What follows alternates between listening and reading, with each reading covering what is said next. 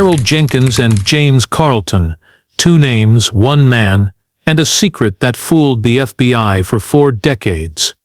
What if the friendly school board member you trust could be the criminal mastermind you've been hunting for all these years? This is the unbelievable story of a husband who vanished, faked his own death, and lived a double life so convincing that not even the nation's top investigators could catch him. In 1979, Harold Jenkins was the last person anyone would have expected to make national headlines. He was a mild-mannered accountant, working for a federally funded housing project in Chicago. Every morning, he boarded the same commuter train, wearing the same beige overcoat, and carrying a brown leather briefcase that looked older than him. He ate lunch alone in his office, usually a ham sandwich and an apple. Co-workers described him as polite, punctual, and forgettable. That was exactly how Harold wanted it. The project he worked on was massive, hundreds of millions of dollars funneled into revitalizing public housing across the city. Harold's job was simple: track the numbers, report discrepancies, and make sure every cent was accounted for. But no one realized he was doing much more than that. Over the course of several months, Harold quietly rerouted government funds using a web of fake accounts, shell companies, and false invoices. It wasn't flashy. There were no Ferraris or Vegas trips. It was subtle and systematic. Then one Monday morning, Harold didn't show up for work. At first, no one panicked. Maybe he was sick. Maybe his train was delayed. But by the second day, his supervisor called his wife, Marlene, who answered with trembling confusion. He hadn't come home. She'd assumed he was working late, as he often did. By the end of the week, concern turned to alarm. Police were called. A search was launched. Flyers went up across the city. A few days later, a chilling discovery was made on the shores of Lake Michigan. Harold's car was found parked just a few feet from the water. Inside were his wallet, keys, and wedding ring, placed carefully on the driver's seat. No signs of a struggle, no footprints leading away, just silence. Investigators scoured the shoreline. Divers searched the lake. Nothing. At the same time, internal auditors had begun to uncover financial inconsistencies in the housing project's books. Millions of dollars were missing. Nearly $4.3 million is in total. The common link in every fraudulent transaction was Harold Jenkins. The timing was impossible to ignore. Authorities quickly issued a warrant for his arrest, but it felt too late. The car at the lake was seen by many as a suicide message. Jumping into the water, weighed down by shame, but seasoned investigators had doubts. It all felt too clean, too convenient. If Harold really wanted to die, why leave the ring? Why not leave a note? Why disappear the very same week the audit caught up to the money? As days turned into weeks, the investigation struggled. There were no fingerprints outside of the car, no surveillance footage, no lead. He had left behind nothing. No traceable credit cards, no calls, no sightings. It was as if Harold Jenkins had vanished into thin air. For his family, the pain was real. Marlene clung to the idea that he died in the lake, a victim of his own guilt. Others believed something far darker, that Harold had planned it all. Either way, the FBI added his name to their watch list. They would search for him for years, but eventually even the most persistent agents had to admit what no one wanted to say. Harold Jenkins was gone, and he wasn't coming back. After the initial frenzy surrounding Harold Jenkins' disappearance, the noise began to die down. News outlets, which once featured his face on every nightly broadcast, moved on to newer stories, scandals, accidents, and politics. What was once considered a high-profile embezzlement case started to fade into the background, but for federal investigators, the mystery remained open, lingering like a splinter that couldn't be removed. The FBI took the lead, believing Jenkins hadn't drowned, but had orchestrated his own escape. They combed through every detail of his life, his work history, financial records, phone calls, even distant relatives. They chased rumors from Detroit to Denver. One supposed sighting placed him at a diner in Arizona. Another had him crossing into Canada under a fake name. Each lead ended in disappointment. The more they searched, the more Jenkins seemed to disappear. His wife, Marlene, was placed under intense scrutiny. Agents visited her home repeatedly, digging through boxes, checking bank accounts, searching for any hint that she might have helped her husband vanish. But she had no idea what Harold had done. She hadn't seen the signs. She couldn't even believe it when they told her about the missing million. Her husband had always been modest, dependable, even boring. The idea that he'd masterminded a federal crime was so far from what she knew that it shattered her sense of reality.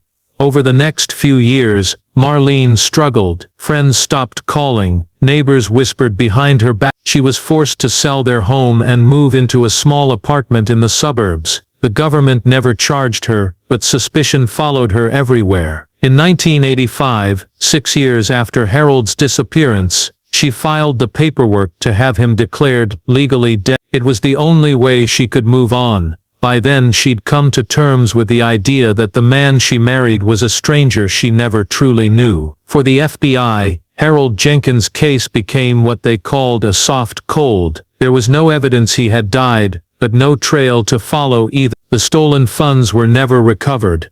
Financial forensics confirmed that Jenkins had routed the money through fake vendors and offshore shell accounts, but the trail ended in jurisdictions unwilling to cooperate. The fraud was so well planned, so methodical, that some agents started to admire its precision. It was the kind of scheme pulled off not by an impulsive criminal, but by someone who had been planning every move for years. As time passed, agents who had worked the case retired or were reassigned. The folder with Harold Jenkins' name on it was moved from the active desk to the archive shelves, filed away, but never forgotten. A few younger agents took a crack at the case now and then, but without new information, it became more of a legend than an investigation. To the world, Harold Jenkins had become a ghost, a man who once lived a quiet life behind a desk, then stole millions and stepped into the unknown. No one could say where he had gone, how he had escaped, or who he had become, but one thing was certain: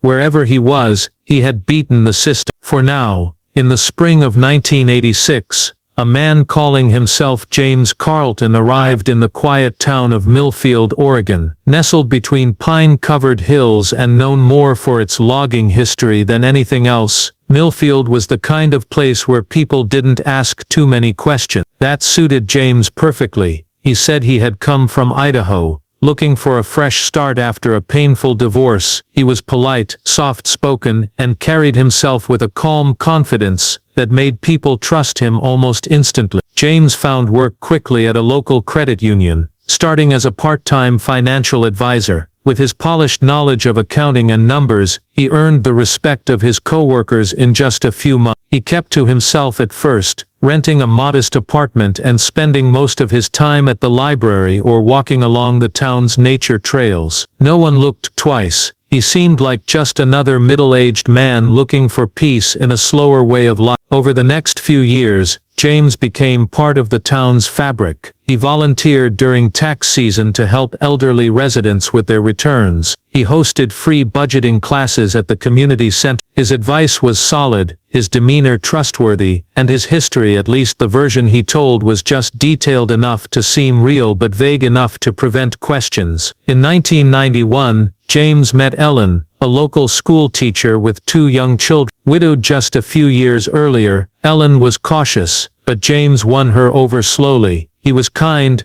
patient, and good with her kids. Within a year they were married in a small ceremony by the river, with just close friends and family in attendance. No one from James's past came. He explained that most of them had moved away or lost touch after his divorce. In a small town where everyone minds their own business, that was enough. He embraced the role of husband and stepfather with enthusiasm. Weekends were spent attending soccer games, helping with homework, and barbecuing with neighbors. He joined the local Rotary Club, and began making small donations to the school's booster program. By the late 90s, James had become a well-known figure in Millfield. He was the man people called when they needed help with a mortgage, advice on retirement, or a recommendation for a good plumber. What no one knew was that James Carlton didn't exist before night. There was no birth certificate, no school records, no traceable past, but no one looked close. Why would they? He lived simply. he paid taxes, he followed the rules, and unlike Harold Jenkins, who once walked the line between obscurity and deception, James Carlton was careful never to draw too much attention. By the time the 2000s arrived, James had solidified his place in the community. He'd reinvented himself so completely that even background checks came up clean. He'd crafted a second life, not based on wealth or extravagance, but on respectability, the perfect disguise for a man who once walked away from a $4.3 million crime and vanished without a trace. By the early 2000s, James Carlton wasn't just a resident of Millfield, he was one of its most trusted citizens. His transformation from the quiet newcomer to a prominent community leader had been gradual, steady, and entirely convinced. Most people in Millfield couldn't remember a time when James wasn't part of their lives. He was on a first-name basis with bank managers, small business owners, school principals, and even the sheriff. He seemed to be everywhere, and nowhere at once, never pushing himself into the spotlight, but always present where it mattered. He joined the school board in 2003 after a local election in which he ran unopposed. He didn't campaign loudly or make grand promises. He simply showed up at community meetings, listened more than he talked, and built a reputation for being fair, practical, and deeply committed to the town's children. Parents trusted him. Teachers respected him. When the district faced budget cuts in 2007, it was James who helped negotiate a deal with the local credit union to fund extracurricular programs temporarily. His financial knowledge became a resource the entire town depended on. James was also active in local law enforcement outreach efforts, particularly those involving youth. He helped create a mentorship program between high school students and retired officers. He organized financial literacy seminars for at-risk teens. He even worked with the sheriff's department to secure funding for new community programs. Ironically, the same skills that once allowed him to commit financial fraud were now being used to support law enforcement. No one ever thought to question his background. His paperwork was solid, his social security number matched his identity, and he had no criminal record, at least not under the name James Carlton. The trust he had earned insulated him from suspicion. When people spoke of James, they used words like dependable, generous, and wise. He wasn't flashy. He drove an old blue pickup truck. He wore second-hand jackets. He never took fancy vacations or showed any sign of unusual wealth. That was his brilliance.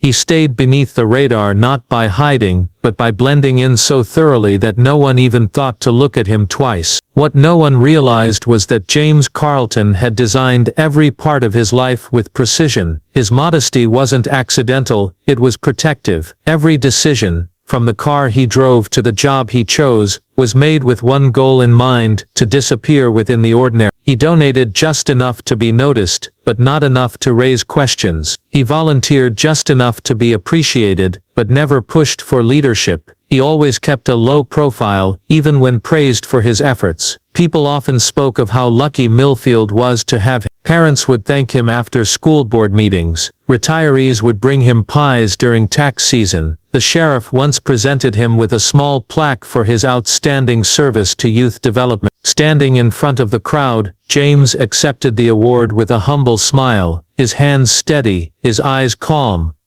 In that moment, no one in Millfield suspected they were applauding a man who had once faked his own death, stolen millions from the government, and vanished into the shadows of history. In 2020, the FBI's approach to solving cold cases had evolved dramatically. Years of relying on tips and witness statements gave way to the power of advanced technology, artificial intelligence, facial recognition, voice analysis, and complex data algorithms. A new task force was created, focused specifically on revisiting old files with fresh eyes and new tools. The goal was simple: find with a unique double-looped J, a flourish that few accountants would bother with. The AI cross-referenced this detail with millions of digitized records, searching for matches in recent years. Surprisingly, the same distinctive signature appeared on tax returns, loan applications, and community documents filed by a man named James Carlton in Millfield, Oregon. The AI's alert was unexpected and raised eyebrows. Could it be a coincidence? Could two unrelated men share such an unusual handwriting trait? investigators were skeptical but intrigued. They pulled up archived photographs of Harold Jenkins and compared them side by side with images of James Carlton. There was a resemblance, not a perfect match, but close enough to warrant further investigation. Next came voice recognition software. The FBI located old interview tapes from the original investigation. Although the audio quality was grainy, the software compared Jenkins' voice with recordings of public speeches James Carlton had given at school board meetings. The analysis revealed striking similarities in pitch, cadence, and speech pattern. The task force decided to quietly reopen surveillance on James Carlton, careful not to alert local authorities or the community. Agents observed his daily routine, noting his habits, his routes, and his contacts. They monitored his phone calls, emails, and public record. Nothing overtly illegal was found, only the life of a dedicated family man and community leader. Yet every piece of evidence reinforced the idea that James Carlton and Harold Jenkins were the same man. Even his background checks, which had seemed clean for decades, now appeared carefully fabricated. Further digging revealed subtle inconsistencies, gaps in employment history, missing childhood records, and unexplained travel during the years after Jenkins disappeared. The FBI's new technology had uncovered what old-fashioned detective work couldn't. A perfect disguise built, not on secrecy, but on living openly under a new name. James Carlton paid taxes, volunteered with law enforcement, and even received public honors, all while hiding a past that was anything but honorable. The revelation stunned the FBI. Here was a man who had not only committed a massive crime but had managed to fool everyone for over 40 years, including one of the world's most powerful law enforcement agents. The only question left was how to move forward without shattering the town's trust and exposing the depth of his deception. This was no longer just a case about stolen money, it was about identity, reinvention, and the lengths one man had gone to rewrite his life. The FBI knew that the next steps would need to be delicate, but decisive, because the man they had hunted for decades was not just a criminal.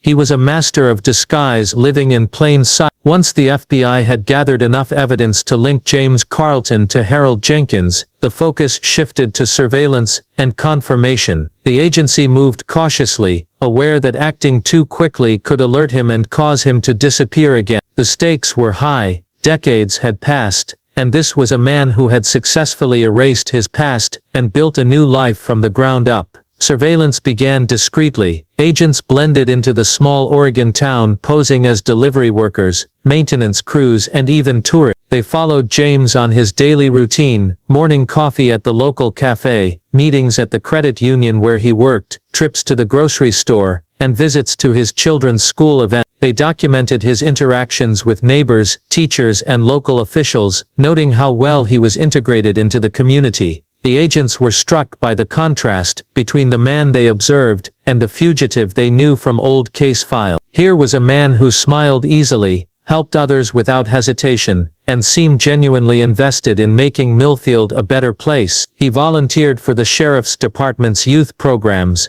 and even attended community fundraisers. To the people around him, James Carlton was a pillar of the town, a man who embodied trust and goodwill. Behind the scenes, the FBI's technical team continued their work. They analyzed James's phone records, internet activity, and financial transactions. They combed through public records and social media posts. Nothing illegal surfaced, but patterns emerged: travel to obscure locations, occasional withdrawals from offshore accounts, and multiple identity documents under different names. Voice analysts listened to hours of recordings from James's public speeches and community meetings. They compared these with archival FBI interviews of Harold Jenkins from the similarities were uncanny, not just in tone and accent, but in speech mannerisms, hesitations, and even laughter. It was as if the same voice had traveled through time and changed only its name. Facial recognition experts also chipped in. Despite aging, the shape of the jawline, the distance between the eyes,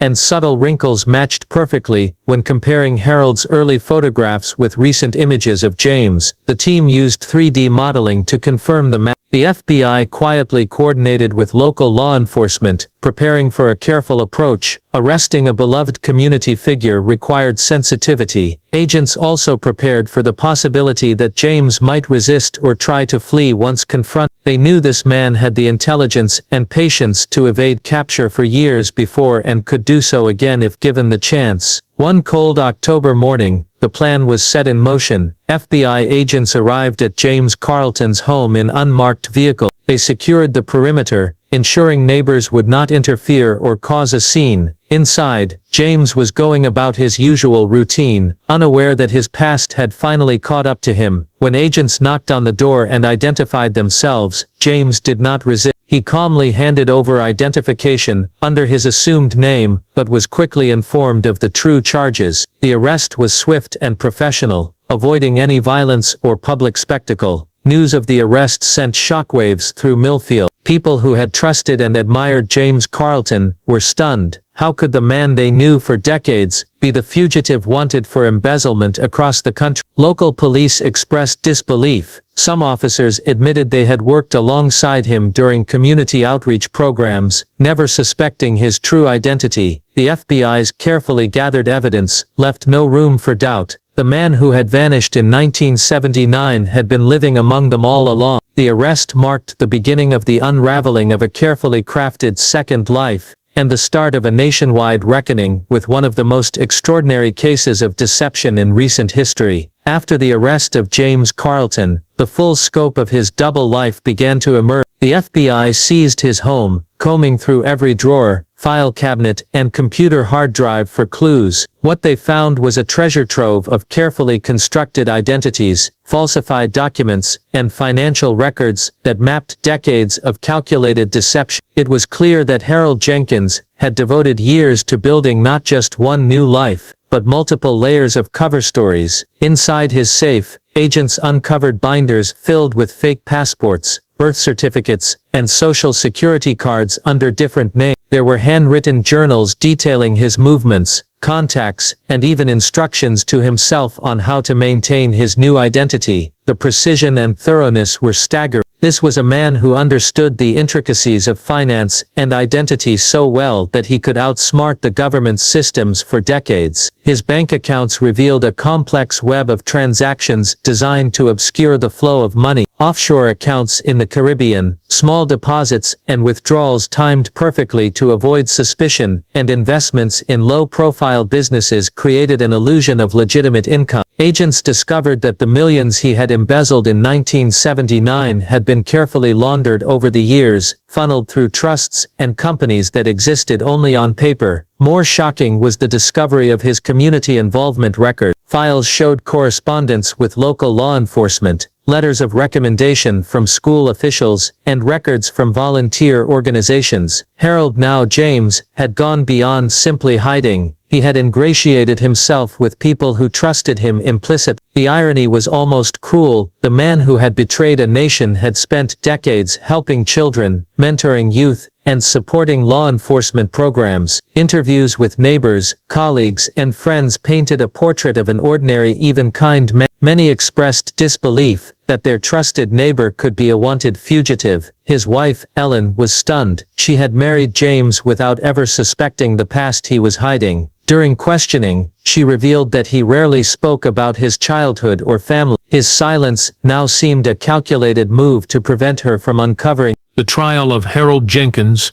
known to most as James Carlton, became one of the most riveting and complex legal battles of the decade. Courtrooms were packed as media from across the country converged to cover the unfolding story. The courtroom itself felt charged with tension, a mix of disbelief, betrayal, and fascination swirling among those in attendance.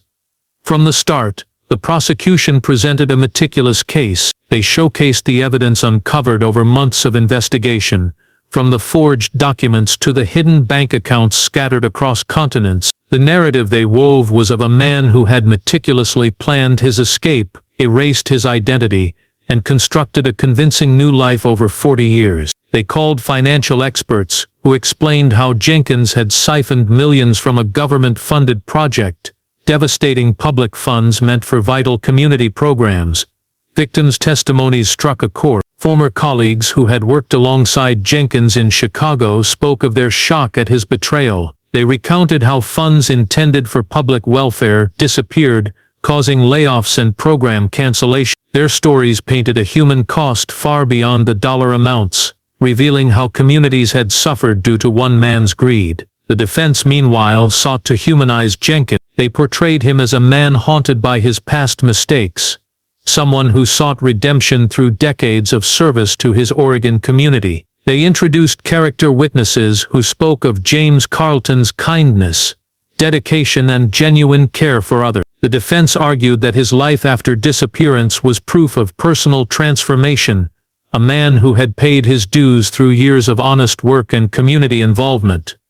As the trial progressed, the court saw expert testimony from forensic psychologists who delved into Jenkins' mindset. They described a man with extraordinary intelligence and adaptability, capable of compartmentalizing his life to an extreme degree. His ability to live under an assumed identity, build trust, and avoid suspicion for decades was seen as a remarkable, if unsettling, psychological feat. One of the most dramatic moments came when investigators detailed the moment of Jenkins' arrest in Millfield. Videos showed agents quietly approaching his home, the calm manner in which he cooperated, and the disbelief of neighbors as the truth came to light. The community's shock and heartbreak were palpable, underscoring the dual life Jenkins had led. Throughout the trial, jurors faced the difficult task of weighing decades-old crimes against a lifetime of service. The legal battle highlighted a central question: how does justice account for the complexity of human identity? Can a man's positive contributions erase the damage of his past, or should the original crime define him forever?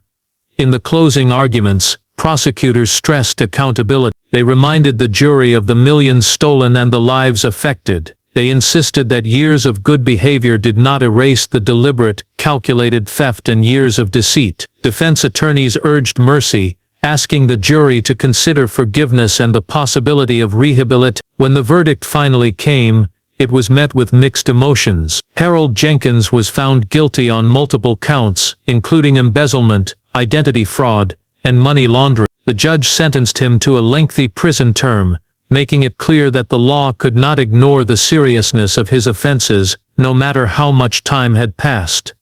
The community of Millfield grappled with the aftermath. Trust was shaken, but many resolved to heal, determined to learn from the experience. The case left an indelible mark, a cautionary tale about deception, identity, and the complexities of justice that resonated far beyond a small Oregon town. The aftermath of Harold Jenkins' conviction rippled far beyond the walls of the courtroom. For the town of Millfield, the revelation that their trusted community leader had been living a lie for over 4 decades sparked a profound reckoning. People who had once welcomed James Carlton into their lives with open arms now grappled with feelings of betrayal, confusion, and disbelief. The shock wasn't just about a man's criminal past, it was about the fragile nature of trust and how easily appearances could deceive. Local organizations that had once relied on James's volunteer work scrambled to fill the void left by his absence. Youth mentorship programs,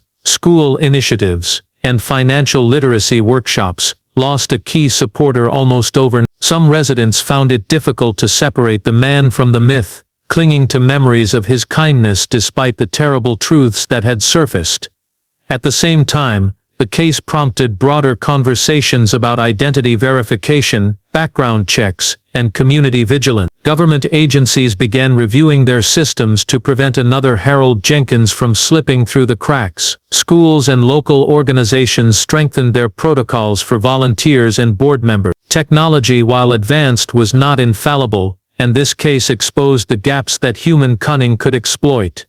The media followed the story closely, not just for its sensational aspects, but for its deeper questions about redemption and justice. Documentaries, podcasts, and news specials examined how a man could live so fully under a false identity and evade capture for so long. Experts debated the limits of forgiveness, the nature of identity, and how society balances punishment with the possibility of change. For Harold Jenkins himself, prison became a place to confront the legacy of his choices. Isolated from the life he had built and the community he had deceived, he faced the consequences of a lifetime of secret. Interviews with psychologists working with him painted a portrait of a man wrestling with guilt and regret, yet still guarded about the full truth of his motivations.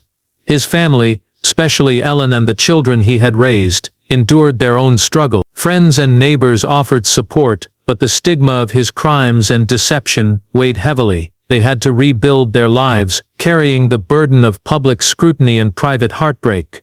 The legal proceedings left a lasting impact on how cold cases are handled. The FBI's use of new technology, combined with old-fashioned detective work, set a precedent for future investigations. Law enforcement agencies adopted more integrated approaches to identity verification, financial tracing and community collaboration. Harold Jenkins's case became a textbook example of how persistence and innovation can solve even the most baffling mysteries.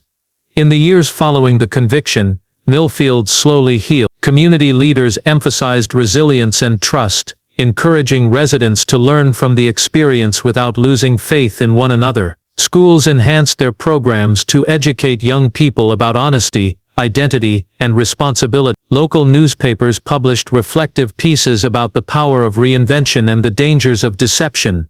The story of Harold Jenkins, the husband who fooled everyone, including the FBI for 40 years, remains a chilling reminder of the complexity of human nature. It teaches that beneath even the most ordinary lives may lie extraordinary secrets, and that trust once broken takes time and courage to rebuild. While justice was served, the echoes of his deception lingered, challenging communities, law enforcement, and individuals alike to remain vigilant, compassionate, and ever curious about the truth behind the faces they